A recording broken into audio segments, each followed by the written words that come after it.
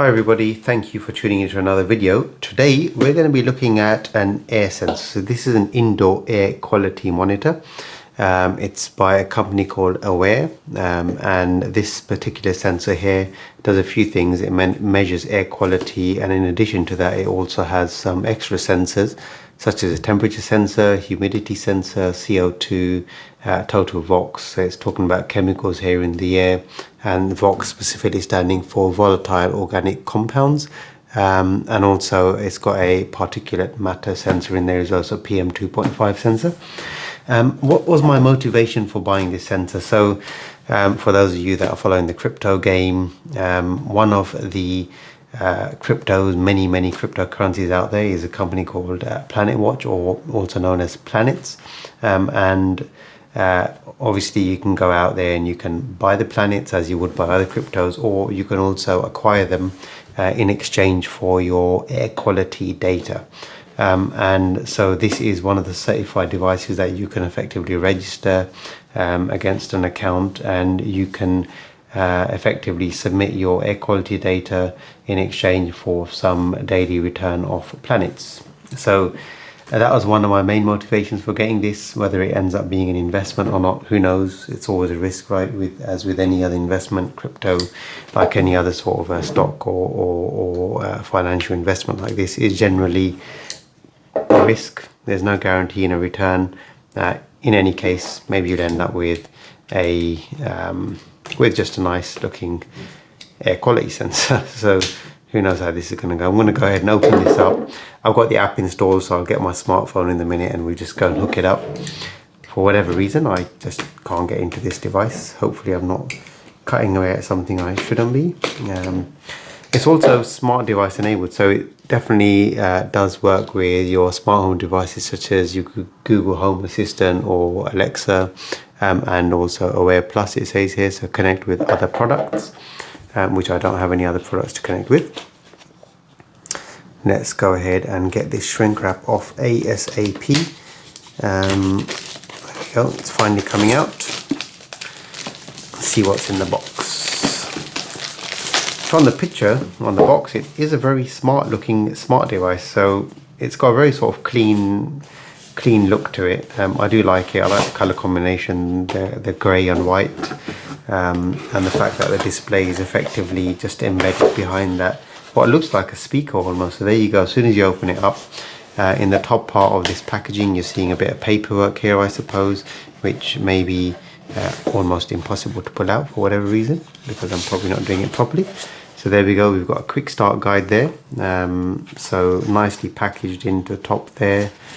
Just a bit of information on the sensors again, and what's inside the power adapter, USB cable, quick start guide, etc. So it looks like it's USB powered. Now I think it's going to hopefully be a USB-C port, which is great. Nice. We're going to pair it up with a smartphone. We'll have a look at the app. We'll see what it shows as a reading when it first gets fired up, pair it up to Wi-Fi, etc. and etc. Let's go ahead and connect. So there it is. There's a device. So that is, again, it's a very nice looking device. It's got quite a small profile overall. It's plastic body all around, USB-C port surely, as you can see there. Nice to see. Sorry, not sure what happened there. Just lost video recording for a second. So back here, we were looking at the back of the device, USB-C port, plastic body here, and again, very clean look at the front. So what you're seeing here is you're seeing an intake, which is probably the sensor right behind there. I'm guessing it's the main sensor, the air quality sensor. And this here mesh that looks like a speaker grill. It does look very clean, but this is effectively an LED display behind here. And I think we can see one small, sort of slightly larger hole there. That's probably got some sort of a separate light. Looking at the box, it looks like that's probably going to be your status light, or something similar, status, pairing, power, etc. Right? Again, all around the other sides, there's nothing at all else to see. So this is going to sit on the table like so. Power cable sticking out the back, a couple of buttons here, and that's pretty much it, right? So let's go ahead and power this up, connect it to the mains. Let's see what it's like. Actually, just before I do that though, let's quickly see what else is in the box.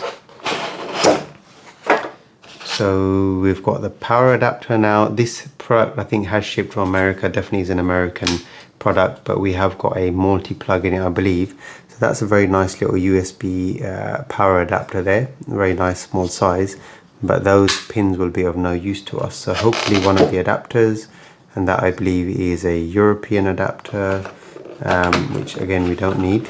If we've got a 3-pin one, bingo, there is a 3-pin. So 3-pin is, if you're wondering, is a 3-pin included in the box? Yes, it is. That will slide on to there just like this, and we now have a 3-pin USB-C power adapter. Probably loads of those kicking around in the drawers, in case you wondered about the output of this thing. So there you go there, 5 volt 2 amps, so that's 10 watt output from this small brick here. Nice and compact. And a USB-C power cable, if I can just get that out of the box as well. So there's definitely a USB-C power cable in the box as well, thank you very much. We'll go ahead and just open that up because we're going to connect this thing up and see what it's all about. So hopefully that's going to reach from my plug socket to here. It's plenty long enough. That looks like it's about 1.5 to 2.0 meters in length. Right. Just going to go ahead and plug that in so it's ready to go whilst we look at what else is in the box. I think that is it. There's nothing else in the box at all. The paperwork on the top, the device itself, power adapter, and some different adapters for different regions. So let's go ahead and power this up quickly. So I'm going to go ahead and plug this in, and let's see what we can see. So it's on. We've got a status light flashing there. It's flashing blue, and I'm guessing this is going to be waiting for pairing to the phone. Now I'm going to have to pitch this up a little bit because otherwise, let me see if I can pitch it up on the box. Otherwise, you're not going to be able to see what I'm seeing because it's going to be facing me. I'm just going to go ahead and close this box for a second. And now, if I pitch it up on here like this, I'll be able to see the front of the device. There we go. That's stable enough. So I'm just going to bring the phone into view, and so I've got the app here already. This is the Awair app from the Play Store. Just installed it, registered a free account, and the first thing it's able to say is unable to connect to the server at this time. Please check your network connection. Well, there is no server at the moment. So I've clicked on add to add a device. It's giving me some on-screen instructions, and I'm going to go ahead and click find Awair. Now it's telling me that it requires Bluetooth and etc. So hopefully it's doing its thing. Let's see if it picks up this device or if I need to do anything more with it. Plug your device into the wall and make sure the blue light is blinking, which we have got there. We've got a blinking blue light, and this circle here is spinning. So hopefully we're waiting for this to find my device. Bluetooth required to initiate device up and process. Location required. Now my location settings are off, so I'm just going to go ahead and turn those on. And I'm going to click confirm. I'm going to allow it access to my location while it's using the app. Now we're hopefully trying to find this thing here. So when the blue light stops blinking, which it has done, it's definitely doing something here, and becomes static, you're ready to connect Awair to the Wi-Fi network. So I'm going to go ahead and just find my Wi-Fi network now and connect to it. So I'm going to connect to that. I'm just going to hide this for a second whilst I enter my password. Meanwhile, you can see the status light is now flashing purple.